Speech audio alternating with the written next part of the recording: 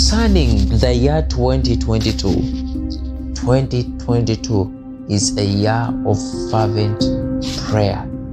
2022 is going to be a beginning of a lot of world changes, even in the earthly system. Some of these things are coming to hit humanity. Something else that I've seen in this season in the monetary system, the money transaction system of the entire world. Lots of currencies losing value. This is going to lead to more so in the business sectors and even the day-to-day living, the collapse of different banks across the entire world. I can say it is going to so much affect people. Will get to places where they are stranded.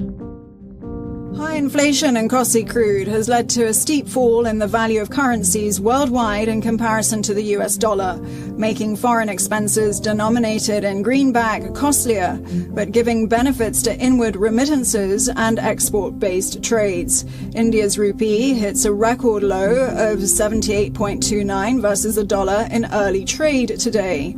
Weak global sentiment is another reason behind weak Asian and European currencies.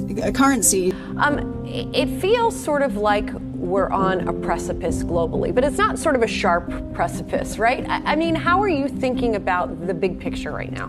I think right now, less of a precipice, more the tide is going out. I think there had been for months now sort of these storm clouds of recession looming, and now is the time where I think the storm is really coming. If you think about the three key economies, the US, Europe, and China, not a great story on the outlook anywhere. Europe, we think, will still go into recession. We're pretty pessimistic there. High energy prices, high food prices have hurt the consumer, and we think things are going down, and the ECB is just laser focused.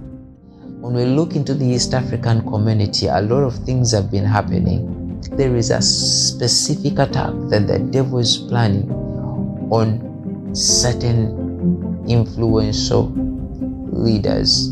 We need to pray seriously about it. However, in East Africa, there is going to be a certain growth of the church. Out of East Africa are going to be known most of the biggest churches in the entire world, because it's going to be one of the places where the end time revivals are going to be sprouting out as different people, mighty men and women of God and children, will be rising to send forth the gospel to other parts of Africa, Asia, Madagascar, and all other places, Europe, America. I saw a crown, a golden crown, and the Lord had placed it on East Africa. God is going to mightily use this very place in Africa for a period of the next 9 years to bring forth the gospel to the entire world. The other thing I can speak about specifically in East Africa concerning Uganda, there are a lot of changes that are going to happen in the political sector, more so in the government that is on, whereby a lot of things are going to change in 2022. Many reshuffles will be happening. Ministers will change, others come in, others leave within a very short period of time, and many things are happening. Now go to neighboring Uganda, where the Speaker of Parliament, Jacob Oulanya, is dead. His death was announced by President Yoweri Museveni through his official Twitter account.